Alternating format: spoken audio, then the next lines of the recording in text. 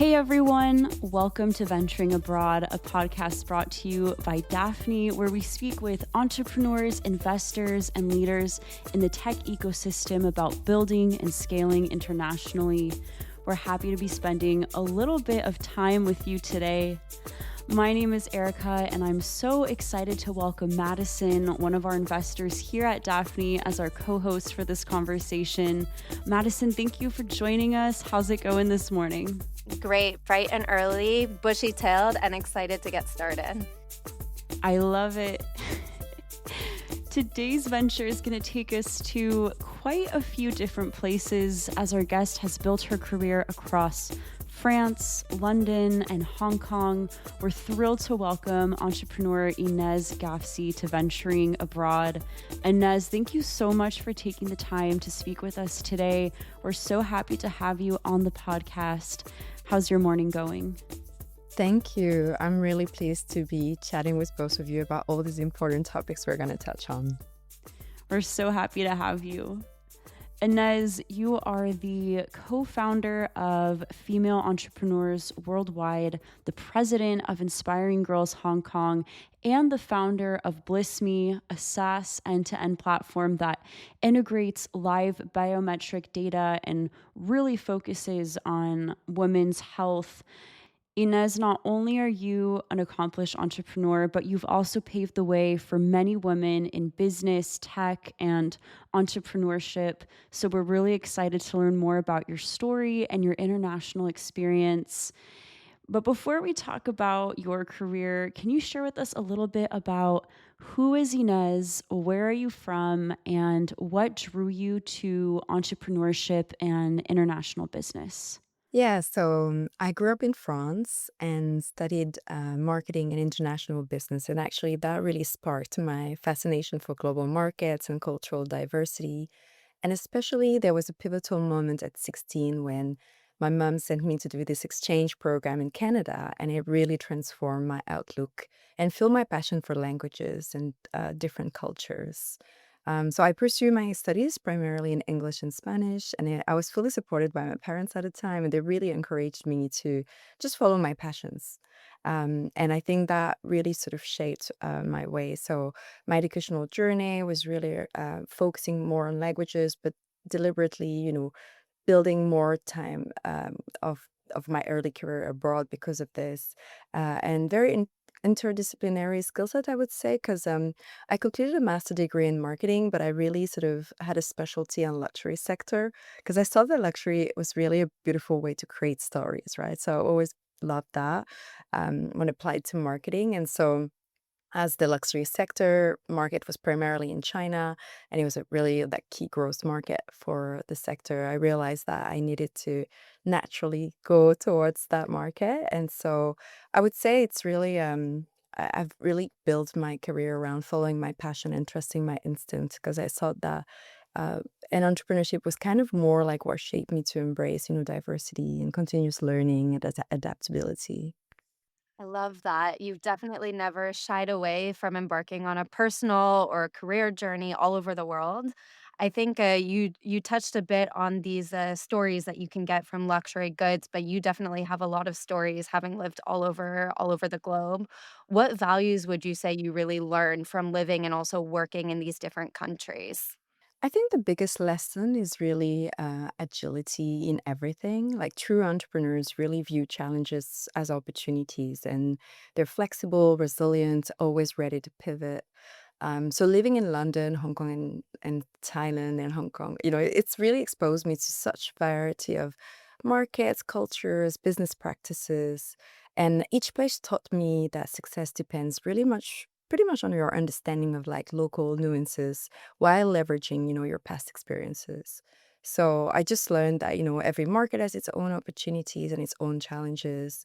But that it's really crucial to build a very strong network and obviously adaptability, because we are living in this rapidly changing world, right? And flexibility is probably your greatest asset.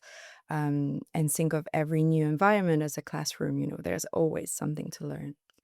I love that. I'm very curious, having moved and had to be very flexible. What were the biggest cultural shocks and changes you had moving from France to London to Hong Kong and Thailand?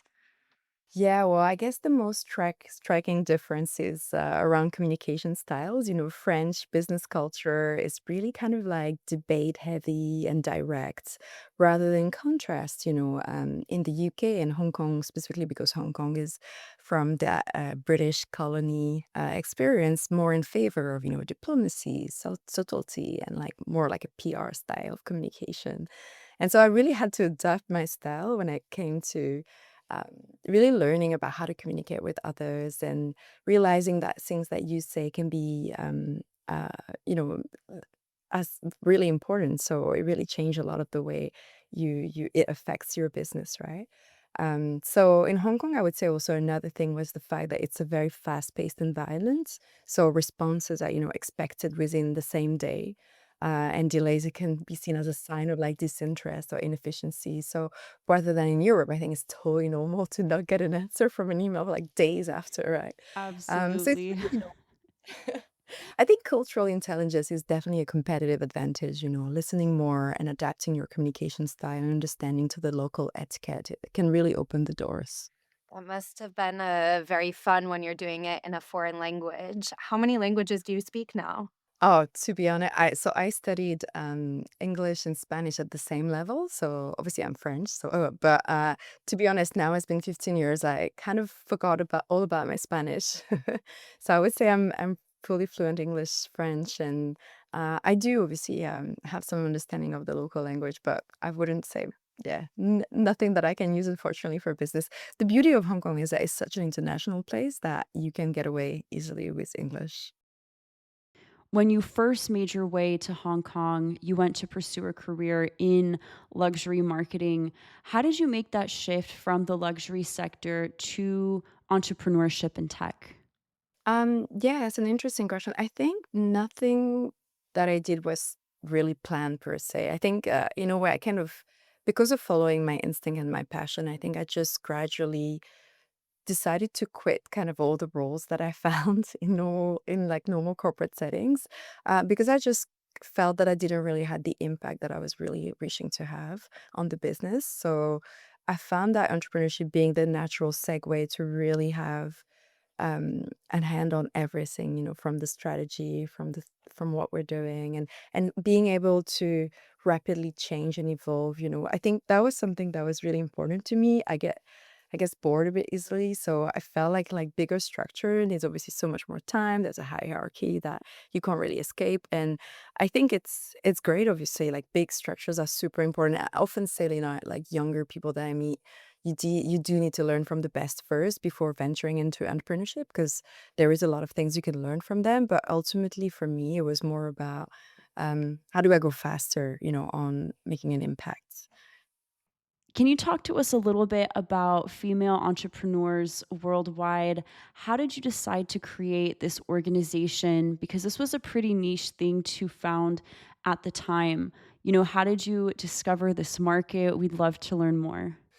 Yeah, so when my co-founder and I looked around us, we saw a crucial gap. There was no accessible platforms or role models for women entrepreneurs in Asia, and it was naive but driven by necessity. We wanted to learn and connect and grow ourselves, and we realized others needed that support too.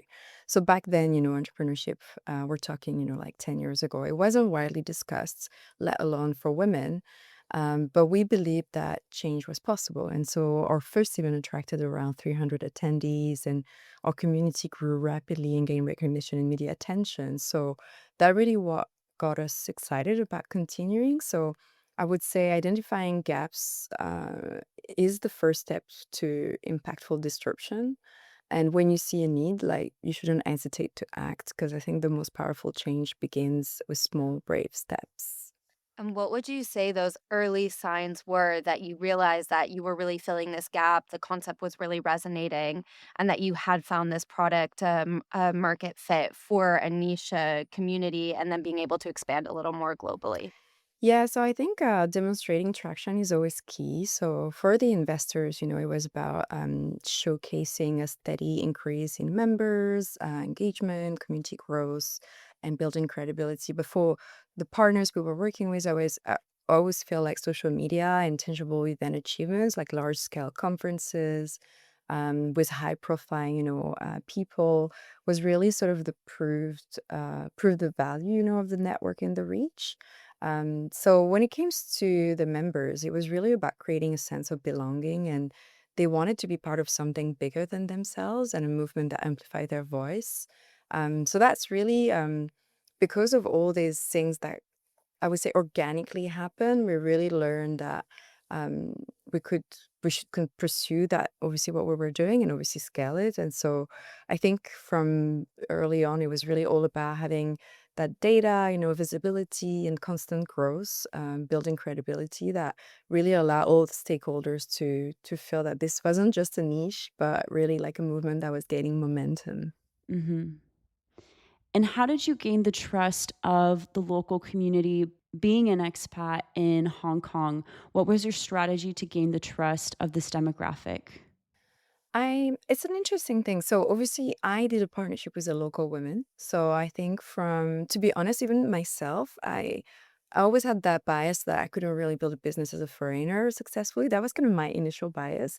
That changed quite dramatically over the years. I actually don't think it's necessary.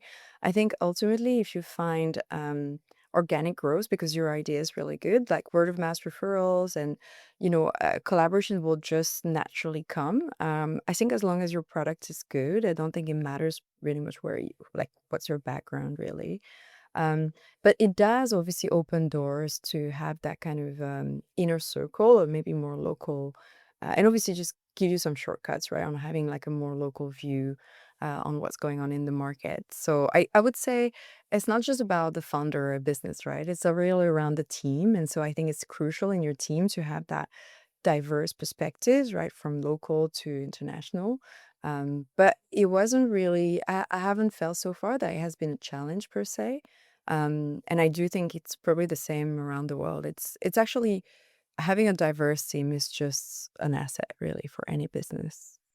And how much of that do you think was specific to being in Hong Kong, where there is this expat community, the language is English?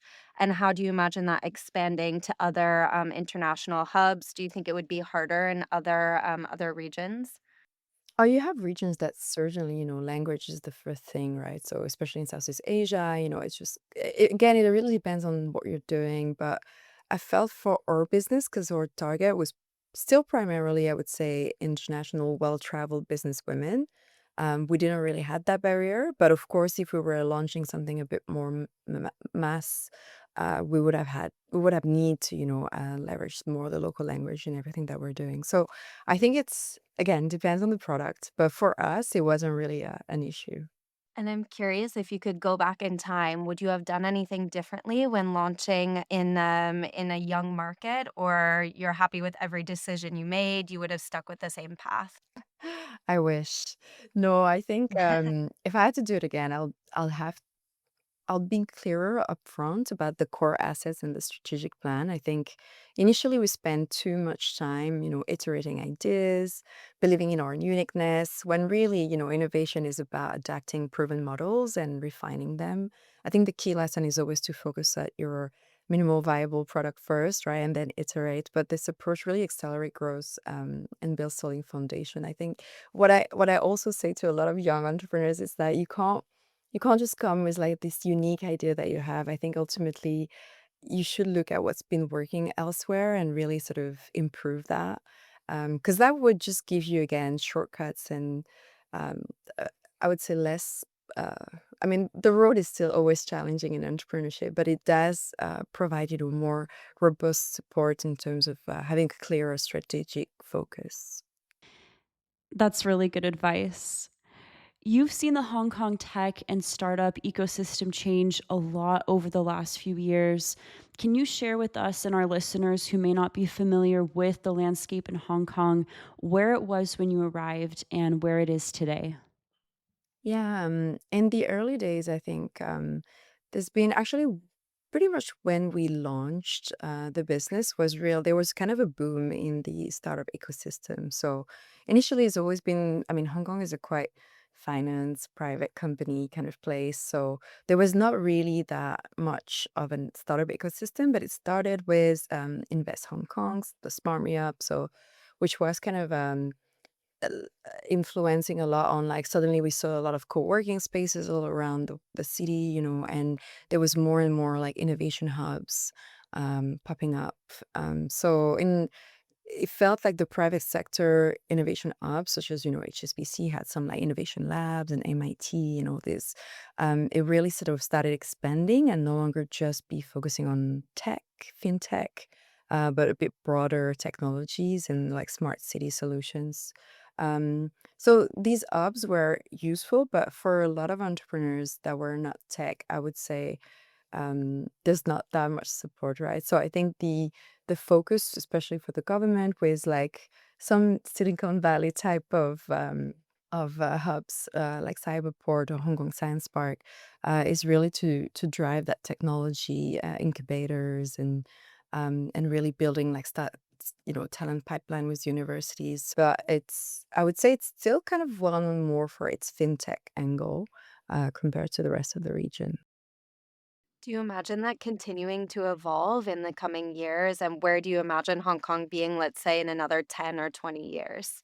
I feel from my observation because I still work quite closely on startup competitions and because that's where my passion is. So even if I'm an entrepreneur myself, I get involved in different startup community activities, and it's really interesting to see that the push is really around talent and how do you equip better the future entrepreneurs, right? So used to really looking into having more support and so there's basically a lot of programs, that we've been part of actually for us that support early stage startups, for from validating your ideas and refining your business models. So a lot of incubation as well with some initial funding. So I do see that, Hong Kong in the region at least is getting, even more pushing efforts and funding around technology and especially deep tech, I think. So yeah, I think that's the biggest thing. Is like they understand the need that we need more innovators and startup and entrepreneurs, but it's how do you create that talent pipeline, right? How do you attract the talent? I think that's the biggest thing for them now. Honing a little bit more in on just the Asian hubs more globally. How do you think Hong Kong compares to Singapore, Bangkok, other tech startup ecosystems and hubs, especially in terms of female founders? Yeah, I actually believe that Singapore is a little bit more advanced on that end. Maybe it's because Hong Kong is a bit more focused on finance, and that's not so necessarily where a lot of the women's businesses are. But also, there's been an extensive government support from the Singapore government from very early on compared to Hong Kong. I feel Hong Kong is catching up now, and there have always been a bit more. Yeah, more diversity and inclusive policies. So quite high, I would say, in Singapore, but Hong Kong's not that far. I think it's trying to close that gap. And in the region, I also now I spend a bit more time in Bangkok. I do see also some emerging, social impact focused type of initiative for an early stage ecosystem of startups. I think, yeah, if you want to start as a woman, maybe Singapore could be the first place. After many years of building and growing female entrepreneurs worldwide, you started a new venture. You founded not too long ago Blissmi, which is a health tech startup. Inez, tell us all about Blissmi. Yeah, sure. So, we've basically my co-founder and I we've built a personalized smart health engine that really sort of built on real data, medical science, and AI to adapt as you change. So, what we've observed is that the healthcare today is very reactive and fragmented.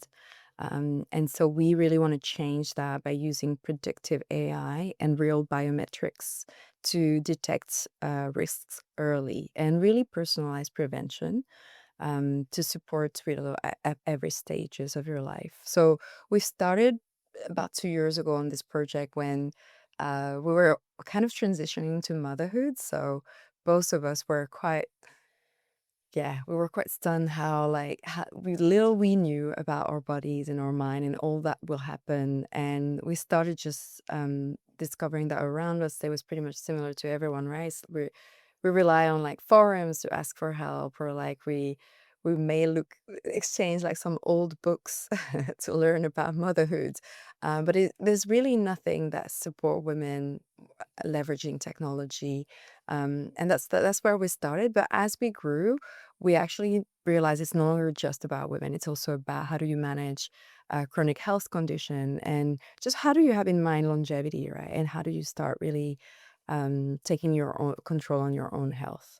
So the platform as it is now, it's actually an app for the users, but it's a B2B model, B2B2C model. So we want to work primarily with employers for them to offer our solution to their employees, because and obviously ultimately with insurers, because what we really build is this also ecosystem of service providers that you can collect on a global holistic marketplace, but really shifting the narrative from reaction to prevention. I'd love to go a little bit deeper on what is involved on the platform. What does it mean when you download Blissmi? What are you getting? And then also, do you think that many women, especially, are waiting for that pivotal moment of either entering motherhood, or maybe it's menopause, or maybe it's other life events that will draw you to Blissmi? Yeah, that's a really, really good question. So, what we've built is our own proprietary LLM that analyze obviously your data. So, as a user, when you come on the platform, you can basically sync all your wearables or just take a photo of your latest health check, any health record that you have. And that data will basically feed our algorithm to predict a preventive health plan. And you'll have like mix six dimensional. So, it's actually really looking into on your lifestyle, like what can you do today to start improving your health score. So we've developed actually a dynamic health score with doctors that really sort of track your progress as you evolve, obviously. And so we're really looking not just as your biometric data, but also on the mental health side, your hormonal health side, and also environmental. So I think for us, it's obviously the wearables now are doing an amazing job at getting everyone a bit more aware of what you should be looking at, but there's way more dimension than this, right, when it comes to health. And that's really where we come in, is like providing that more consolidated data of all everything that can affect your health, and recommending you what steps you should take to prevent conditions ahead. And so I'm curious, just to hone a little bit more in on that pivotal moment. When is it that you think people hit, okay, I should download this application? Do you think it's at specific moments in life? Or do you think that with this integration of wearables, it's the second you have that new Aura ring or you have your Garmin, you say, I should go a little deeper? Yeah, it's a good question. So there's three persona we've identified. Definitely people going through different life transitions, such as women, right? Going through motherhood, but it could be also menopause. And we have anyone that is a bit more advanced. I would say everyone that is already passionate about longevity and really want to sort of have that deeper layer on like understanding what they should be doing. And overall, I think chronic health condition, there's more and more awareness that these diseases take place at least 20 years, even 10, the minimum 10 years before it actually happened, right? So it's really sort of now people are aware. They're like, okay, but what can I do to avoid them and start changing today, right? By the way, we're pre-launch, so we're still at this moment where we're testing a lot with initial pilot companies, and what we see is like forward-thinking CEOs saying, okay, I want to use it because they totally understand, they fall into the category of the longevity, right? And then we have definitely employers that are a bit more concerned of like, what do we do for women? And women's health is the word is getting a bit stronger now in corporate settings, because obviously we've been treated for the longest time as like a smaller version of a man. And I think people start realizing that we are not, biologically speaking, and in so many different ways. And so that's why I think, again, it comes to the early adopters, we know will be people that are a bit more concerned about these. But ultimately for corporates, it's also about how do you optimize really the benefit wallet that you're giving to your employees, right? Because right now it's a pretty much a one-fit-all solution for everyone, when health needs to be highly personalized, right? Like what works for you, Erica, medicine, is not going to work for me, right? So we do need to have that understanding, and that comes down to leveraging technology. Thank you. I love that. I loved your analogy on women not being a smaller version of a man. We are much, much more than that. That's right. Can you share with us what it's like raising funds in Asia, especially for those looking to go to Hong Kong or Thailand or Singapore to to launch a startup and raise money? Yeah, so I would say there's a lot of programs for early stage startups, a lot of accelerators, but not that many really offer a lot of funding. I would say this is still very small tickets. We are incubated at Hong Kong Science Park, which allow us, to gain early funding purely to for R&D, to really develop the platform. So it's up to 1.3 million Hong Kong dollars. So that's really helpful, obviously, for any tech startup, but that's obviously not enough. And so I would say overall, you still rely a lot on angels for these like early rounds. And it becomes there's more and more VCs that we're in talk to that are happy to match no matter capital you're able to raise, right? So I think the first movers are still hard to find. But again, I guess it really depends also on the type of business you're building. And so I'm sure you know the numbers, but like women are getting definitely less capital than men. But I think it seems to be a bit of a shift. We see this from the conversation we're having. At this stage with Blissmi, we're starting to look into raising our first round. So I think for us is we have a lot of promising conversations with various VCs in across the region, actually, not just in Hong Kong. But I think it's still very fragmented. Like it's hard to know exactly who to go to. Like every accelerator or different sort of VCs have their own sort of focus, and it comes down often to deep tech. Definitely, this is more where people are looking now. Like I think SaaS platform, which Blissme is predominantly, but we are actually shifting now and moving into developing our own technology at some point. In Hong Kong, what's really interesting is that a lot of the funding goes to the universities, and as I mentioned earlier, they're hoping to really sort of like shade the light on some new innovation coming from those universities. So they are definitely like some tracks that helps you raise funds with various, I would say, um, in technologies that are developed in the universities. I think that's one thing that is interesting. I think you really hit the nail on the head with a lot of points there, especially talking about what it means to be a female entrepreneur looking to raise funds. What would you give as a piece of advice to someone who's in a similar position? They're looking to raise funds either globally or specifically in Asia. So, I received some comments that I found really funny and sad is that we had some people saying, like, yeah, you should try to look into having a male co-founder, like adding one man in the equation. I was like, okay, that's interesting. Of course, we're not planning in doing that, but I think it is a bit of a reality that you need to find strong allies on the ground. So for us, I think the direction we're taking is like actually working with more professors from universities, because we're very science backed, and that's really where we see that we can build more credibility. Um, a lot of the advices that we've received, and I think that is particularly true, is usually the angel round is really all about people that truly believe in the mission. And I think it's all about having a big vision, and really thinking of being disruptive. I think these obviously are the narrative that people are still really looking at. And I found like as female founders, we tend to be a little bit too cautious on like being more realistic than big dreamers. And I think that's something that I keep reminding myself and reminding women around me is like, let's dream big, because that's actually what attracts capital.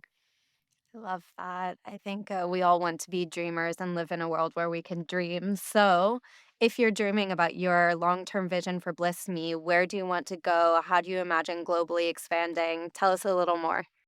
Yeah, so actually for us, the plan is we want to be obviously the pioneer platform in APAC. So our primary markets are Hong Kong, Singapore, Australia, Malaysia, and Thailand. And for the bigger vision, we really want to work with all the top companies globally because we believe this is how we're going to change really the healthcare, sorry, globally because at the moment, we're still pretty much getting sick, and 80% of the conditions are preventable. So it's really how do we really sort of make people aware that they can act today to really improve their lifespan and health span. So we have the vision that once we are number one in Asia, but yeah, for us, it's in Asia we see a lot of potential because in a lot of the emerging countries as well, there's more awareness and understanding of that crucial part of you don't want your employees to get sicker, and you want to find ways to make them more productive, and obviously support their health in a better way. And then it's a win win for everyone involved, for the employers and the employees. Do you have plans in the future to expand at some point to Europe or the US or other regions? Yeah, no, absolutely. We do see already a lot of interest when we talk to specifically insurers. I think it's a way more mature market in Europe. And so that's really interesting to see that insurers are really clicking when we're discussing our technology and how you can complement some of their existing platform.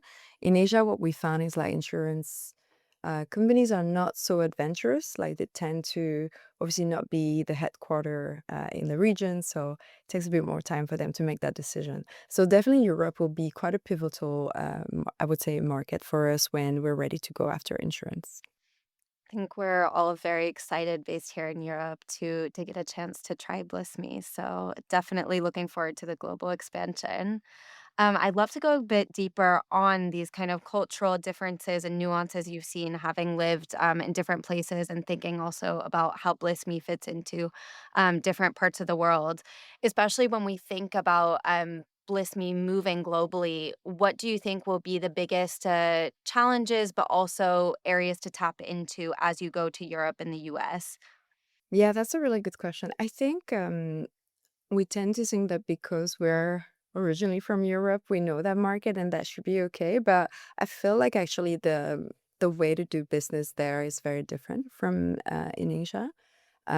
Especially, from my experience when I was still working in companies, everything is really much on connections and like getting really introduced to the right person. And I think when it comes to obviously do business, it will be pretty much the same, right? To be able to talk to the CEO will be much tougher than it is now in Asia.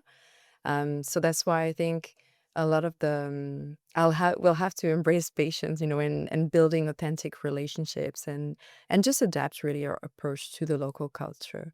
Of course, data is a big thing, is a big talk in Europe. I mean, we have already the answers around this, but I think it will come maybe even more as a question when onboarding on our platform. So I think it's all those different conversations that have nuances globally that we need to be prepared for. It seems to me that impact has been embedded in your career from female entrepreneurs worldwide to Blissme. Is this something that drives you and that you keep in the forefront when you're making a business decision or whether or not to embark on a certain venture? Yeah, I think funny enough, it comes down more initially, it comes down more to the fact that I'm building something that I see in my life is missing.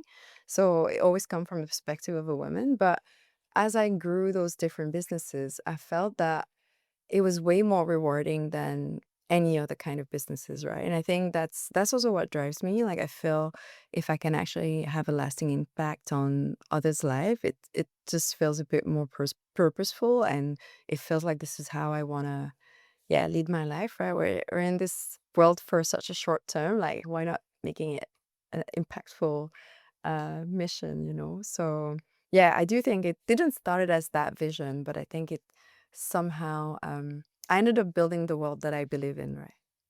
Something we speak about a lot here at Daphne too is how can we build this better world and how can we live in a better place. You spoke a bit about expanding. Obviously, the idea of Bliss Me is focusing on women's health, but also expanding to think more globally about longevity. Where do you think that Bliss Me fits into kind of the global preventive healthcare space? And where do you imagine it may be shifting to include, I don't know, male health as well? Or do you want to always remain female focused?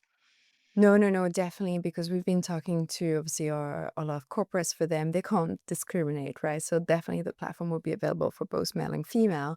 And I think we started initially when women, with women's health because we saw there was a bigger gap, especially in data. But we don't, because like I mentioned, there's not enough research around women's health. So I think a lot of women, end up not getting the right care because even the doctors are not even trained enough to understand what's going on with them, right? So this is changing and quite rapidly, which is amazing, but there's still a lot of room to build more data around this. I think men and general health becomes more prevalent because we realize it's ultimately, you want to be able to offer a solution that can impact the larger audience, right? And I think we don't want to become so niche because if we're talking to corporates, right, I think for them, it's about our clients as well. It's like they cannot exclude half of the population that is working for them, right? So that's also where we had a segue quite naturally to also including male health. Very interesting, especially I think when you talk about balancing your long-term vision and what you wanted initially for Blissmi. I'm curious, how do you go about balancing your ultimate goals with what investors are looking for, what corporates are looking for, as well as maintaining this kind of community experience where, as you said, there is such a gap in women's health and making sure we can keep building data and research there? Yeah, it's a really good question. I think ultimately, because we're a business, we do have to keep in mind that we need to make money, right, to sustain. So I think that's also where, but the bigger vision is still there. So, for example, right now we're working on publishing our first initial research because we started with women health. As long as we were developing the product, we built a big community of women in due date groups. So they live on like this 2,000 women on WhatsApp groups who are super active, like a really, really active community. And so we learn a lot from them. We develop the product based on their needs. And we realize that as we shift away from just female focus, we still want to have build on that initial data that we can as easily or build at this stage because what we're planning is to publish a manuscript in Frontiers because they are also looking for how data and tech-enabled product can support better women's health. So we still have that focus on supporting the research because we will have it almost become like I guess this will still be the key of our how to say social impact purpose, that of the business that will still want to support on that component because we believe a lot in it. But at the same time, as a business, we need to be realistic. And if our clients feel that it doesn't make sense for them to use our platform just for some part of their employees, then we obviously have to uh, adapt and support them in that way. So it's a fine balance. I don't think there's a right answer to this question. I think we'll learn along the way. But I think as a founder of a business, the beauty is that you have kind of the choice to also, yeah, do things without obviously too much diluting your focus. But I think yeah, we'll still have room to support women's health. And for people listening that want to learn more about Blissme, what's the best way to follow along with Blissme's journey? Yeah, thank you so much for having this little promotional moment. Yeah, so if you want to visit our website, you just type Blissmi Health, and you will find there basically all the information about how the platform works and how you can obviously book a demo with us if you're corporate and you want to try it. At this stage, we're offering very interesting pricing for forward thinking, CEOs that want to sort of support better their employees. I have a quick asterisk question is how would you recommend imagine you're me, you're Erica, you're someone who's working at a company, they want Bliss Me and you want your big bosses to say, okay, we're gonna get Bliss Me to support all of our women here. What should we do? How do we approach bringing it to the big boss? Wow, that's a really cool question. Well, I do think that coming from your own employees, that's probably what the biggest drive for us, like a CEO. But what we found is we get a lot of support from, every corporate has their women's group, right, and women's network. And I feel like if this comes to the women's network agenda to really sort of have a way to measure the impact that the company has on women, then Blissmi is a fantastic way to obviously have that reporting, that really sort of measurable impact. And I think that we've developed a playbook as well, that help employers really building like internal advocates and employee circles, etc. So I think everything comes down to first educating people, right? So there's a lot of advocacy that will come into play. So anyone that is quite passionate about this, I think, can come with Blissme being really the toolkit that will allow them to advance on that space. As we approach the end of our conversation, I'd love to know what is one piece of advice you'd give to a French entrepreneur that's looking to build a business or scale beyond France, regardless of where that may be in the world? What's one piece of advice that you'd give to them? Yeah, I mean, I think I'm quite strategic now when I approach any new market. Is like I always have like a big picture in mind. So is it as in like what is my goal, right? Going to a different country, and it comes down to how do I build a network, right, of relationship that can help me pull this off the ground. So I always do a bit of market research on LinkedIn, to be honest. I try to understand like who are the people that are the influencers in the space that I want to evolve in. I mean, my time is scarce now, so and I feel everyone's time is scarce. So you don't really want to waste time trying to meet people that won't really move the needle. So it's and I think businesses comes down to always the people, but also I think building credibility through personal brand. I think nowadays it's super powerful. Like LinkedIn allow me to have this kind of conversation with you guys. So I think personal branding was from the like one of the things that I started building about 10 years ago, and having a very strong narrative about who you want to be perceived, how you want to be perceived by others. I think that brings a lot of I would say different kind of leads that are really helpful. And if you had one affirmation or mantra that you tell yourself every morning for the past, I don't know how many years to make sure you can reach all of your goals, what would it be? I just feel like in general, we need to be constantly reminded that we should dream bigger. And I think for me, it's like I try to never limit myself. If I have those negative thoughts, limiting thoughts, I just tell myself, no, you can't do it. And it's true that life has proven me that yeah, you can really do anything. And if you set your mind to it and your heart to it, then you can really achieve things. So it's all about your mindset, and like if you dream big enough, then amazing things gonna happen, right? I love that. Thank you. I think we're all going to be telling ourselves that every morning now in the mirror. Dream big. Yes. One thing that we love to do at the end of our conversations here on Venturing Abroad, Inez, is to do a little round of rapid fire fun questions. So, Madison and I have prepared a few for you. So, to get us started, we're curious to know, what is your favorite dish from Hong Kong? Ooh, I love dim sum in general. It's just Mm. too many of them, but too good. What would you say your favorite wearable is, especially in the context of Blissme? Yeah, I would say, at the moment, obviously the Whoop is taking over the world. What's one thing that you miss about France? Cheese? Which kind? Well, obviously, I'm from Normandy, right? So, like, the most smelly cheese you can have. I respect that. A good camembert beats everything. Yeah. Exactly. Exactly. What would you say your favorite book is? Oh, wow. So many. It's a tough one. I don't know, for some reason, the one that comes to mind is Thrive. It's a very old one, right? But yeah, I think Thrive was something quite actually that stayed with me a lot because um, it was all about talking how you kind of fail, but also sort of pick yourself up. Like it's really around resilience, and I think as an entrepreneur, you really need to have a lot of that resilience.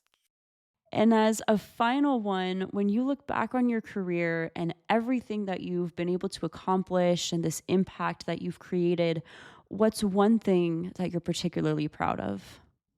I think if, through the work that I do, so I was the charity, and actually all year round, I always constantly get messages from young girls that reach out to me that say, I love the work that you do. I'm so inspired. And I feel, that's probably the biggest win for me, to feel that I've impacted others' life, that because if you, sometimes this is just what it takes, right? Someone to inspire you, or someone to show you that things are possible, right? And I think that that's the biggest win, because it just means probably we're going to see a wave of new generation of female leaders that are going to transform the world that it is as it is today, right? So it's exciting. I think you're already on your way there. I think I can speak on behalf of Madison and myself that we're very inspired from this conversation and from spending some time with you today, learning about your story and how you've dreamt big, living in different countries around the world and building different businesses, creating impact. So truly, Ines, thank you so much for your time. We're excited to see where Blissmi goes and grows from here. And of course, Madison, thank you so much for participating in this conversation as well. This was really great. Yeah, thank you both for your support. Thank you. Such a pleasure. We're going to be telling ourselves to dream. Absolutely. And a special thank you to you, our listeners, for tuning in. We'll see you next time as we continue venturing abroad.